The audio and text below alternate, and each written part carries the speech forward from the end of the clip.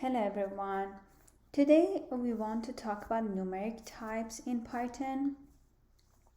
Well, there are four different numeric types in Python: integer, float, long, and complex.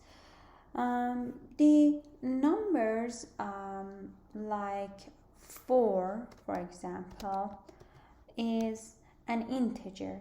If I write down type 4, type is a built-in function. It will show the type of number 4.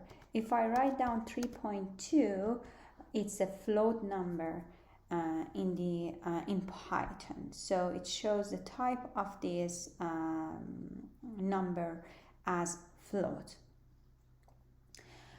There are actually there are type conversion also in Python. One type of conversion is the manual conversion. So what that means we can manually convert values between numeric types. For example, from float to integer, from integer to float. So if I write down, for example, print type float 4. So we already know 4 is an integer number, right? If I write down float 4, this is a conversion. It's converting integer 4 to a float type. And then if I run this, it will change 4, which was just an integer, it will change it to 4.0, which is a float. Okay, so we have float, which convert a number to float, and we have int, which converts a float to integer, for example. So if I wrote down float 4, it was converting integer 4 to float 4.0. If I write down integer 4.0, what should I get? I should get 4. Okay, let me run this one. So as you see, it converts 4.0 to 4. So the reason I wrote down print here, do you remember I said we can use the print? If I use print function, it will print each single line for me. So if I write down print int 4.0, I'm expecting to see 4.0 and then 4, because the first line is converting integer 4 to float. Another line, it's showing or printing the conversion of float 4.0 to an integer 4. Okay, so that was the manual conversion. I'm going to write down here manual conversion. If you remember, this will become a comment if I have a pound in front of my sentence. Okay. The next topic today we are going to talk about is automatic type conversion. So what that means, let me write down the topic.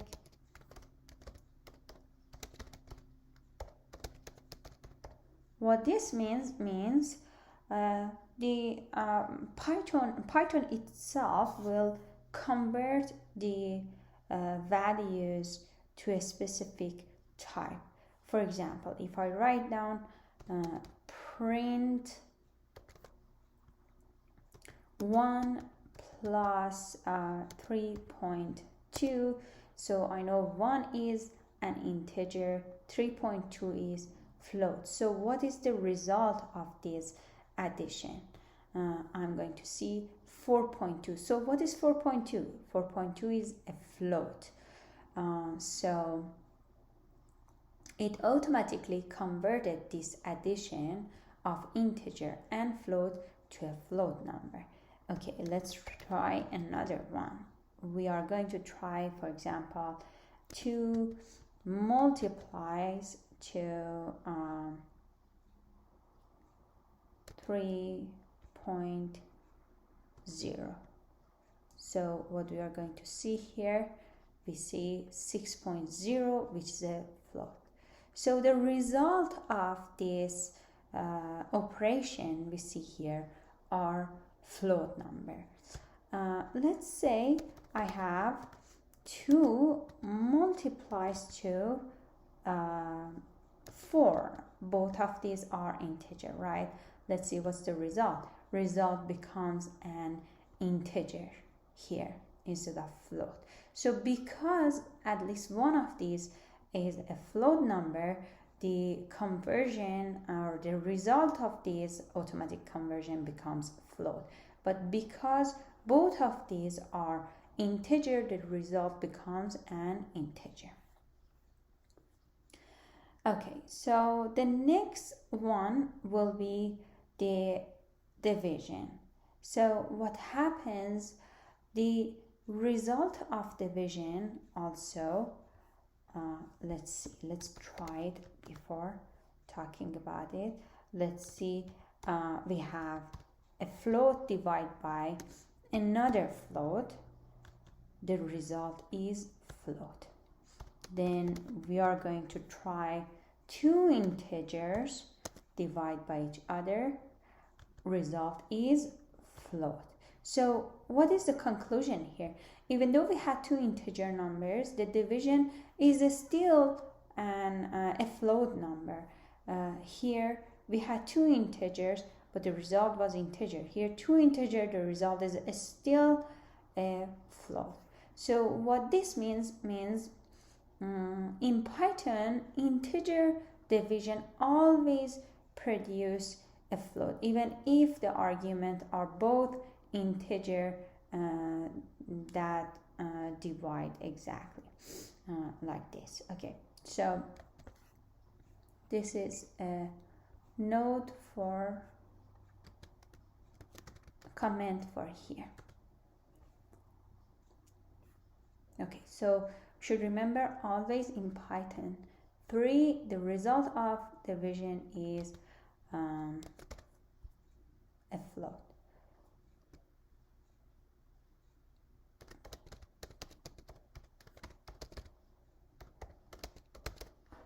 Okay, these are all the type conversion, right? I'm going to add this as the other topic here that we are talking about in this note. Okay, so next one.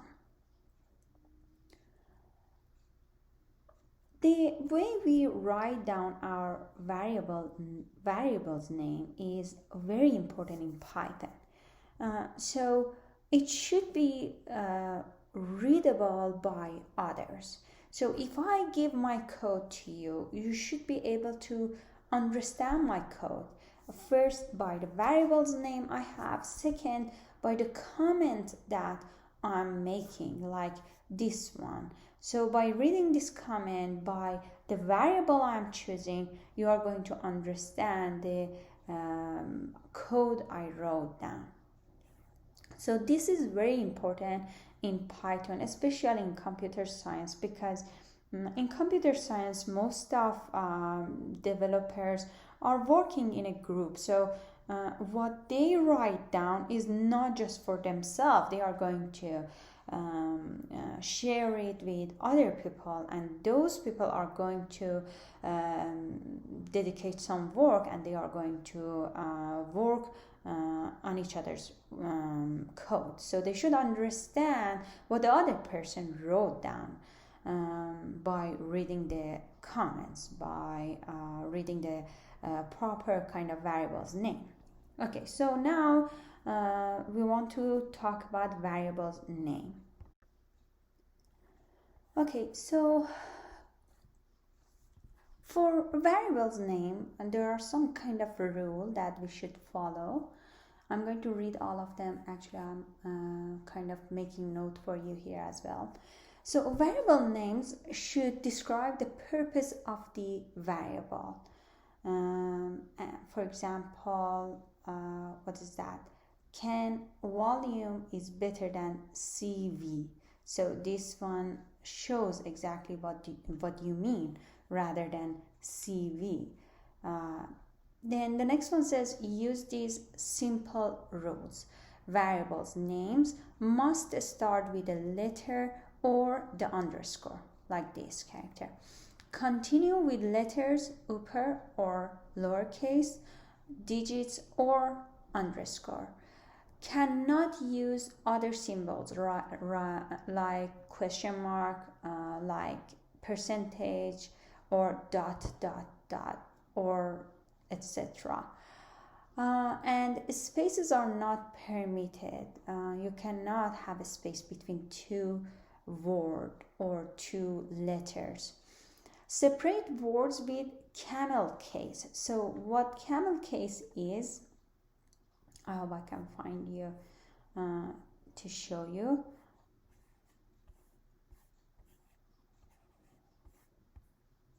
So with this picture, you will remember what camel case means. Means if you have like two words like this, the first one start with a smaller or lowercase word, and the next one start with the capital word. So this is the definition of camel case. And where we were here, it says use uppercase letter to signify word boundaries. Don't use reserved Python words. We already talked about this. Using backslash is not allowed.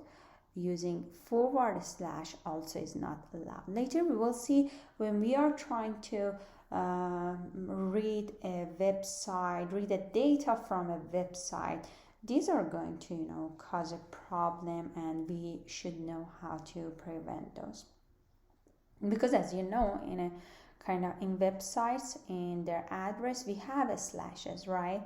And then in a address of path to your, for example, directory, you will see a slashes as well. So we should prevent anything that causes confusion. Constant variables. In Python, a constant is a variable whose value should not be changed after it's assigned an initial value. So if you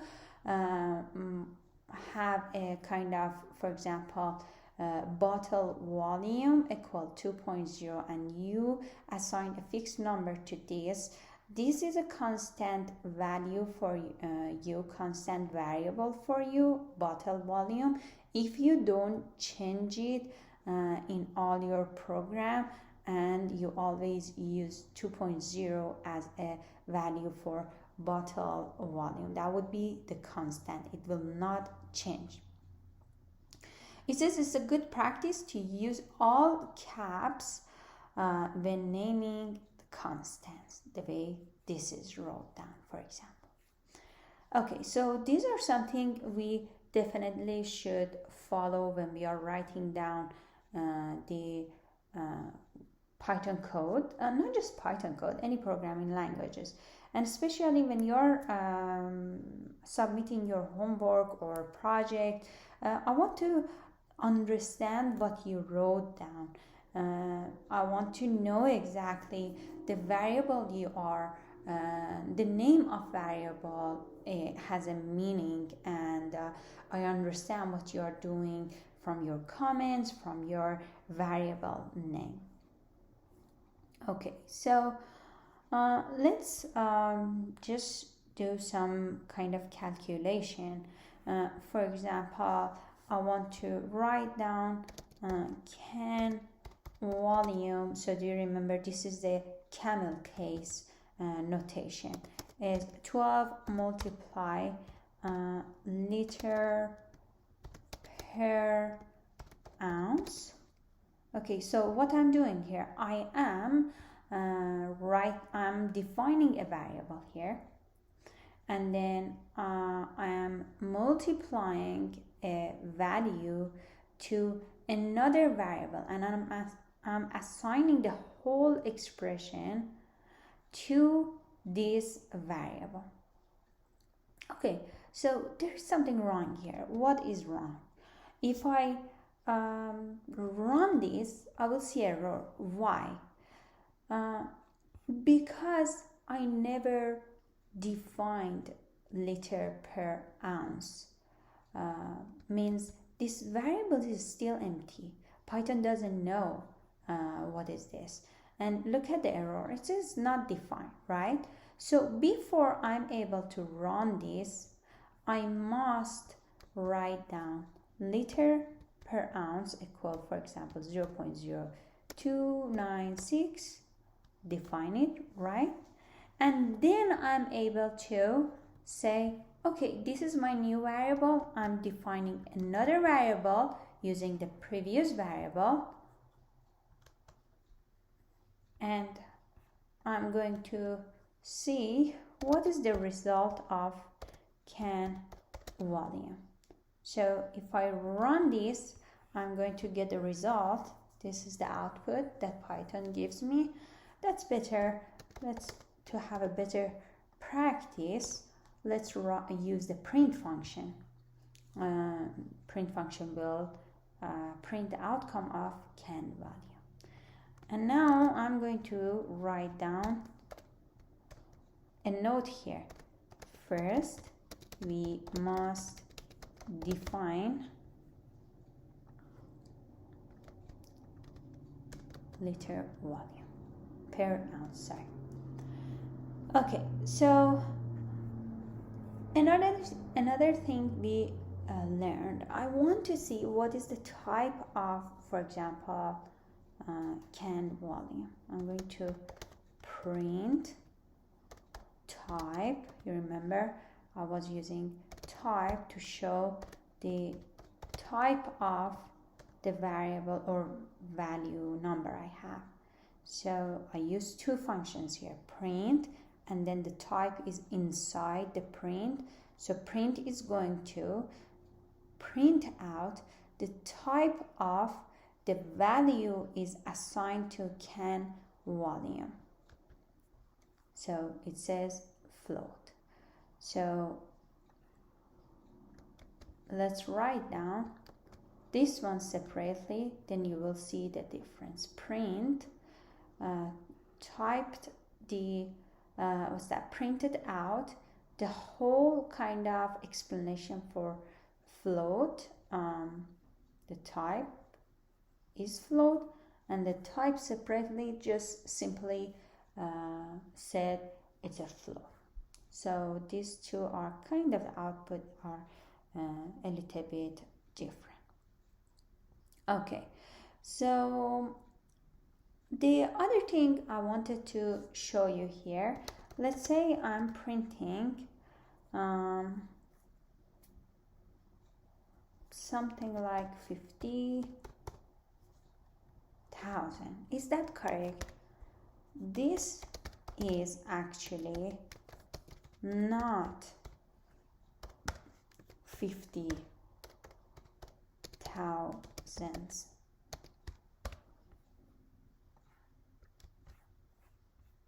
This is not 50,000. Why? Because I have a comma in there. So comma in Python will separate these two for me, and will print out this one, and then we'll print out this one, correct? And then as you see, two of the zeros are not, it doesn't read the first two zeros. It's just saying, okay, 3 zeros is just 0, right? And actually this one is different from what other thing I'm going to show you. Let's say I have a car price equal to 50,000, right? And I'm going to print the car price. So let's see what will be printed. Wow, look, this one is even different from what we had before. Here, when we directly wrote down 50 comma thousands, we see that 50 and 0 are separated with space. But here, when we are printing out the value that is assigned to car price, the result will be like this. It's in mathematics we call this order pair, right?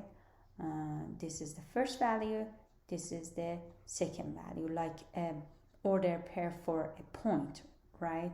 X, y, the value of x coordinate, value of y coordinate. So these are something that you should pay attention, because it's so simple and easy to receive error. Okay, so one more thing we should know. Let's say this time I am saying car price is equal to double quote 50 dot thousand, correct? So what do you think? What is this? This is the string, right? This is going to become a string 50,000. So if I say print car price, what I'm going to see? I'm going to see something like this, and let's see what is the type of this. Oh, actually we will talk about that later, not here. I don't want to you to get distracted. But so the type is a string, because this format is a string because it's between the double quote, right? What other thing I want to show you? So now if I try to add the car price to a value which is, I mean, obviously a number, which is an integer. So what I get, I will receive error. Why? Because the first variable has string output, and then if we try to add a string plus an integer, we will receive error. So this is the reason that we receive error. Okay, so another thing I want to try to show you what happens if I have a string and I want to add it to another string. This is a string, right? Because I have it in between quotation mark. So the result will be the addition of two string. I'm going to add a note here for you so you remember why this is important. So once we initialize a variable with a kind of particular type, we should be very careful to keep track of the type of variable, so we don't kind of mix them with other types, because as you see, we are going to receive error if we don't pay attention to the type of variables. Okay, so there is another thing I want to show you. If I have one E, for example 6, what this means, this is like 1 multiplied 10 power 6, and you definitely saw this in calculators. So what happens, we have one here and 6 zeros after that. And then if I have 1e negative 6, what happens? I will have 1, which is, this one is a smaller number, and definitely you saw this type in a calculator. It will be 0 point, means decimal, and the rest will be the zero, scientific form of this number. Okay, for example, if I have 2.96 e negative 2, the result will be 0.0296. So the decimal will move 2 decimal place to the left. Okay, so what last time we talked about mathematical operation, right? And for mathematical operation, we saw something like module. Let's see this one first. What is the result of 7 divided by 4? It will be 1.75.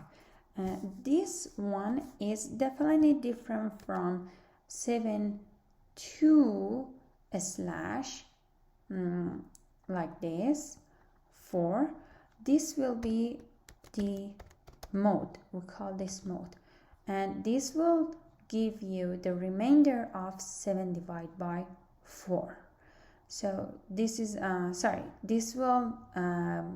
this is not actually module. This will cut the digit after decimal, means cut this one. So the module is this one, 7% 4. This is mode. This cuts the digits after decimal. Okay, so what is the result of this? This will be 3, the remainder of 7 divided by 4. Okay, so after this, we are going to talk about the Boolean expressions. I'm going to type this here and make this as markdown. Okay, so what are the Boolean expression? Boolean expression are true or false. They can be combined using operators such as and, or, and not. So if I say x is equal 0, and if I say y equal 2.3 or 4, and then I want to see what is the result of this expression. So if x is equal 0, if y is equal 2.4, is this true or false? This will not be true, right?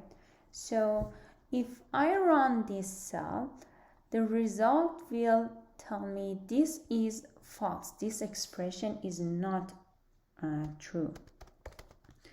I forgot to print the outcome. Okay, so this is the way you will see. And then let's see another one. X greater than y. Is this true?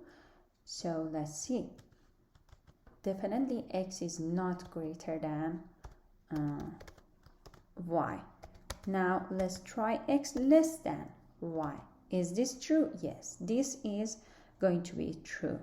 And another one, let's see what happens if I write down not. This is a built-in, this is actually the reserve function, the reserve word in Python. So what happens? We are saying x is less than y, which is true, and then opposite of true. Let's see. false. So this will literally says not true, which gives us false. Correct? So these are all Boolean expression. It has either correct or not correct, true or false, 0 or 1. Well, the next one that we can see here is using and or. Well, I want to say x is less than y and x is greater than y. Okay, this is kind of a little bit maybe complicated, so I'm going to translate it here. First of all, I'm going to see what is the result of x less than y. We already had this, right? X is definitely less than y. So the first result is true.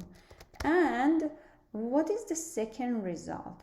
The result of this expression, x greater than y, is definitely false, right? And now we are trying to see what is the result of true and false. So, and is actually is an operator that needs both of this expression to be true in order to have a true result. If at least one of the expression gives a false result and is going to give a false result as an output. So the result of this print x less than y and x greater than y will be false. Why? Because in this expression we have at least one expression that is becoming false. So for this reason. So now let's see what happens if I have two true value for the expression. If I have, I'm again going to use and to see what and does. Okay. Let's do something more interesting. If I say now y is greater than x, so what is the difference between this one and this one? Both of them are true, right? Y is greater than x. Here x is greater than y. Both of them are true. So what I will see here is true, the result of the first expression, and then another true, the result of the second expression. So both of the expression have the true result, right? And then what and does here, and sees that both expressions are true, and it says, okay, the whole expression is true. That's why we will get a true result here. Okay, so then now we understood if we have AND operator and needs to have all the expressions value to be true in order to print out true, in order to give a true result. If at least one of the expressions has a false result, and is going to show a false result. And this is different for OR. Now this is on you. What happens if instead of and I had OR in here? So this is the first participation point you are going to respond, and the other participation point, actually question I have, I'm going to ask you later. Okay, so this was the first participation point. You are going to try this and give me the result of these two expressions, both of them. You are going to write this whole thing down instead of and you are going to write down or here also, and then tell me what is the result of this, what is the result of this, and what is your conclusion. How do you explain the or operator does when it has when it's in this kind of situation? You are going to explain that to me. Okay, so this was the Boolean expression, right? I want to see if I have some other actually information for you. Actually, I have. So I want to here copy paste all the built-in function we have in Python. All the built-in function that you may see in Python. And the next time we are going to talk about all these built-in function. I'm going to make this as raw cell, and then you are going to go through this and read each single operation and what they do. And I don't want you to memorize it, but I want you to get familiar to this, because next time I'm going to use this and import some package and use this kind of some of these built-in functions and continue our lecture. Okay, so your second participation point, the question is that why do I receive an error when I added car underscore price to 1000? Write down for me exactly what I explained about that part of code and why I received the error. So you have 2 participation points so far. Thank you. I will be waiting for your question. Let me know if there is anything. Have a good day. Take care of yourself.